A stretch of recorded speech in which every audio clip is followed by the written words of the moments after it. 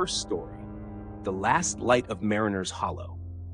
It was the summer of 2019 when I accepted a temporary job as a maintenance keeper at the old lighthouse off the coast of Maine, in a secluded area known as Mariner's Hollow. A friend of mine, Jake Reynolds, had recommended it, said it was easy money and solitude. At the time, solitude sounded like paradise. They flew me in by chopper. There was no road to the island, only cliffs and stormy waters. The lighthouse had been automated decades ago, but the state wanted someone present due to recent malfunctions. I'd be alone. For 2 weeks. Just me and the tower. The chopper dropped me in my gear and promised to return after 14 days. I remember the pilot saying, half joking, "Keep the light burning, kid, and don't talk to the fog." I laughed. Then the blades whirled away, and I was alone with the sound of crashing waves. The lighthouse stood like a spine against the gray sky. Salt-bitten, cracked paint, yet something about it felt alert, like it had eyes. The first few days were quiet. I explored the island, little more than jagged rock and black sand. The lighthouse interior was dusty but livable. 1 bedroom, 1 bathroom, a kitchen, and spiral stairs leading up to the lantern room. The light was on auto cycle, but I checked it hourly. On the 4th night, I heard knocking. Not from the door, but from upstairs. It was 3 sharp knocks, then silence. I grabbed my flashlight and climbed the spiral staircase. Each step creaked louder than it should have. When I reached the lantern room, there was no one. Nothing. Only fog, thick as wet cotton, pressing against the glass. I didn't sleep that night. By the 7th day, the fog never left. It coiled around the tower, thick and humming. That's when I started hearing the whispers. They came from the fog. At first, I thought it was the wind through the rocks, but I could hear words. My name, repeated softly. "Eli, Eli, come out." I stopped going outside. Then I found the journal. It was buried under the floorboards in the bedroom closet, bound in cracked leather.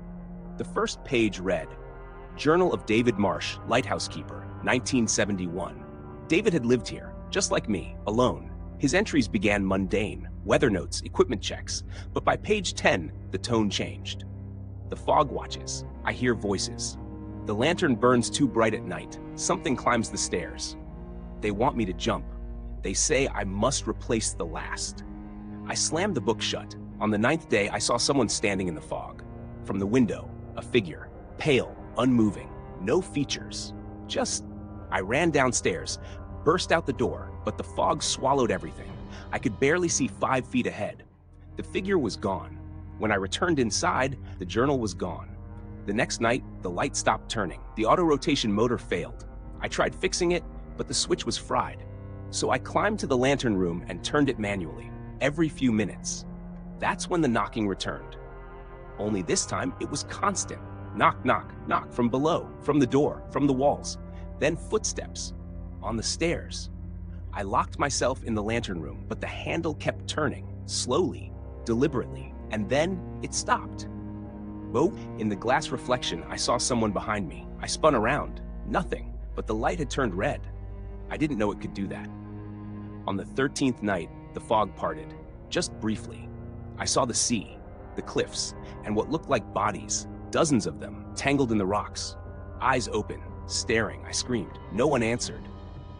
That night, I packed my bag. I wasn't waiting for the chopper. At dawn, I climbed down the cliffs, trying to reach the jagged beach. Maybe I could swim. Maybe, but the path was gone. In its place, more fog, and footsteps followed me. I turned around. Nothing. Back at the lighthouse, something had written on the wall in seawater. 14 days. One must stay. Today is the 14th day. The chopper hovers above, but I can't move. I tried. My feet won't lift. My mouth won't scream. Someone is standing beside me now. He looks like me. The light is red again, and I hear a voice, my own, whispering, "Welcome, Keeper."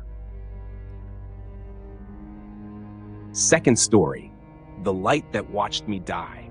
I never believed in curses until I took the job at Elkhorn Rock Lighthouse. They warned me, of course. Old men in torn caps at the dockside bar muttered over whiskey glasses, called it Death's Torch, and swore they'd never step foot on that godforsaken rock. I laughed. I was 34, broke, recently divorced, and 1 drink away from becoming one of those men myself. So when the Coast Guard offered me a 6-month maintenance contract with hazard pay, I jumped on it. Elkhorn Rock was 23 miles off the coast of Maine, rising like a jagged tooth from the Atlantic. The lighthouse had been automated for years, but someone needed to monitor the systems, do weekly reports, and keep vandals and vagrants off the island. It sounded simple. It wasn't. The first night, I heard the knocking. At exactly 1:47 a.m., sharp raps echoed from the base of the tower. I thought it was wind or a loose panel. But when I looked outside, the ocean was still as black glass, and the sky was too clear for any storm.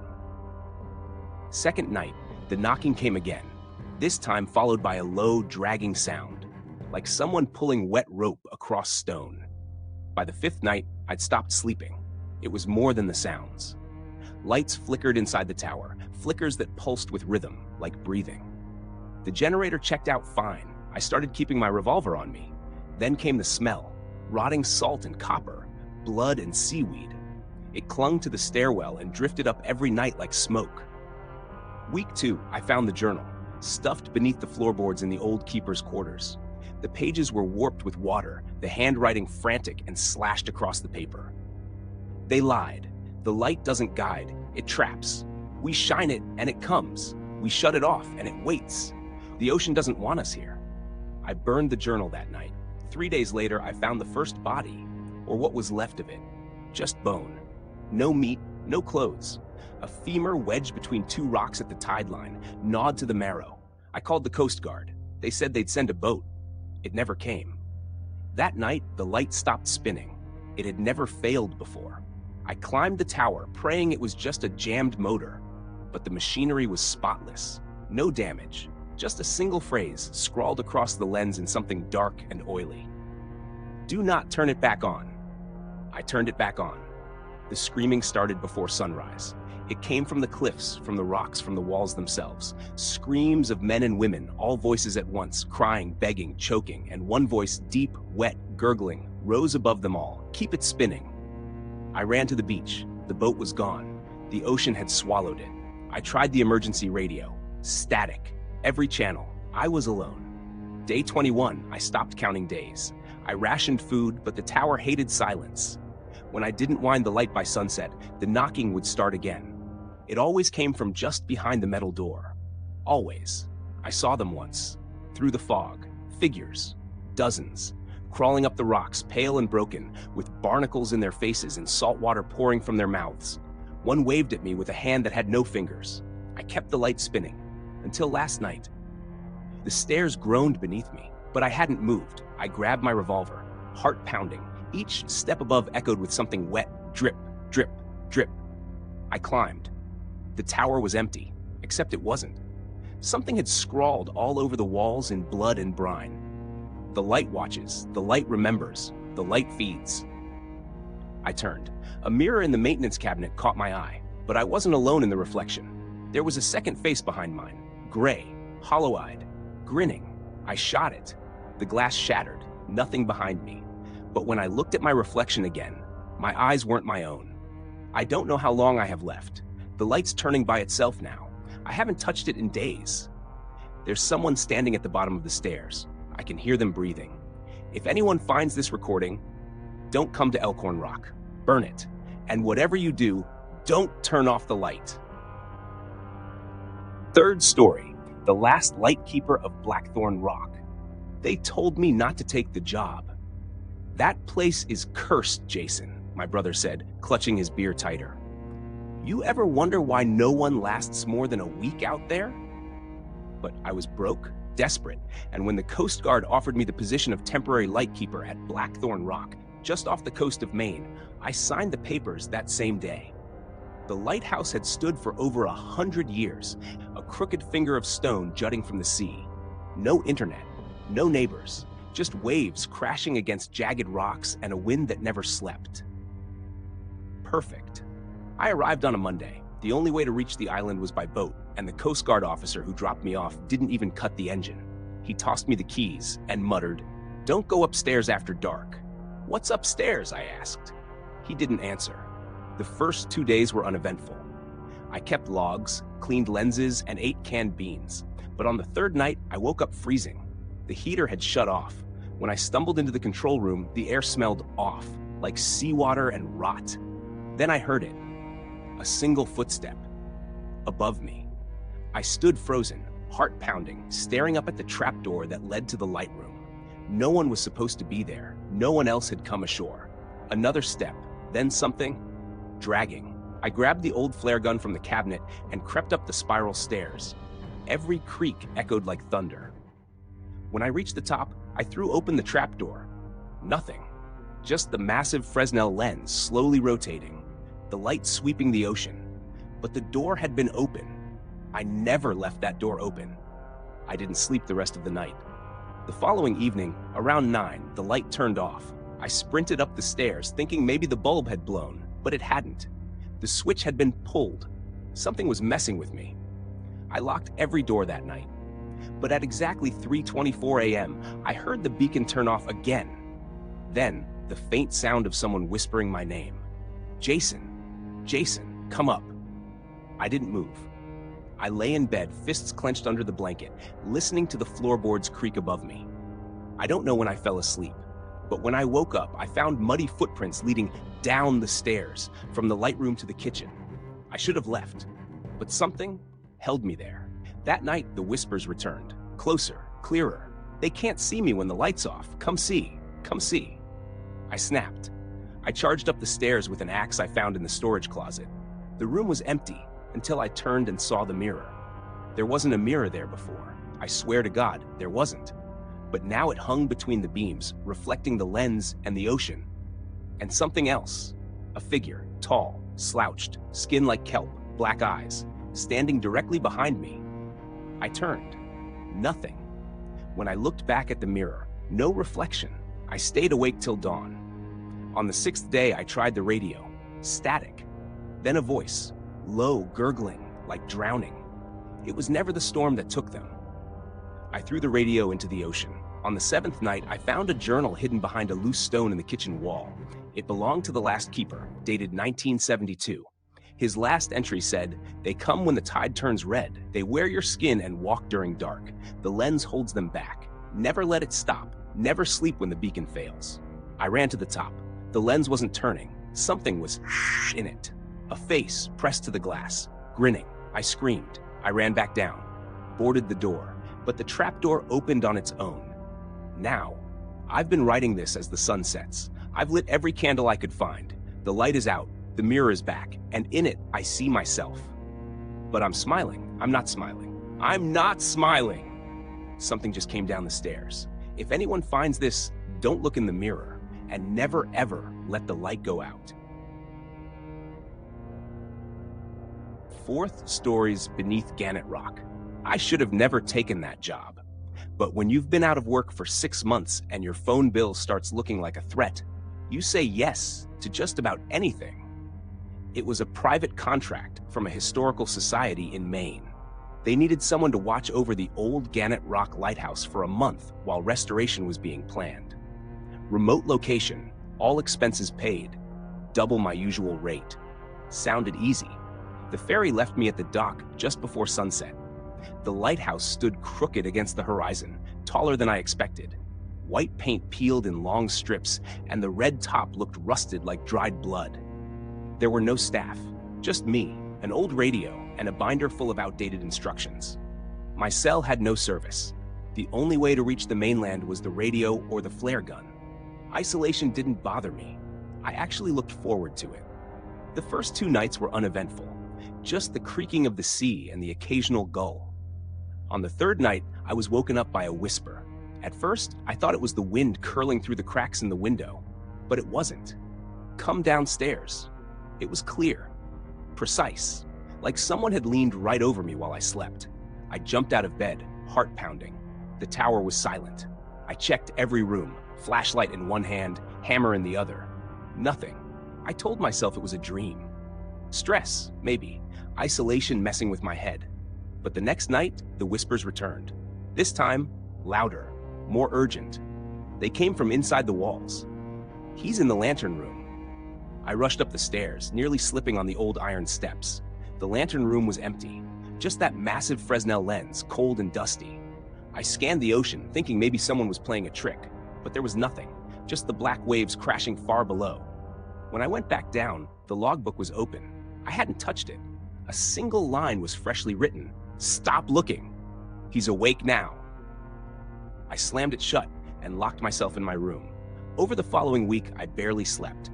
Whispers every night, footsteps where there shouldn't be any. Once I woke up with seaweed on my pillow. I found old journal entries hidden behind a loose brick in the storage room. The entries were written by the last keeper before the lighthouse was decommissioned in 1973. His name was Walter Riggs. The final pages were nearly illegible, scratched out in desperation. He lives in the fog. He speaks in the salt. The lens is not for light, it's for watching. I don't know what changed in me, but I became obsessed. I stopped eating much. I watched the sea from the lantern room for hours. Sometimes I thought I saw movement under the surface, something big circling the rock. Then came the night the fog rolled in, thick, heavy, like wet cotton swallowing the island. The foghorn wouldn't start. Power flickered.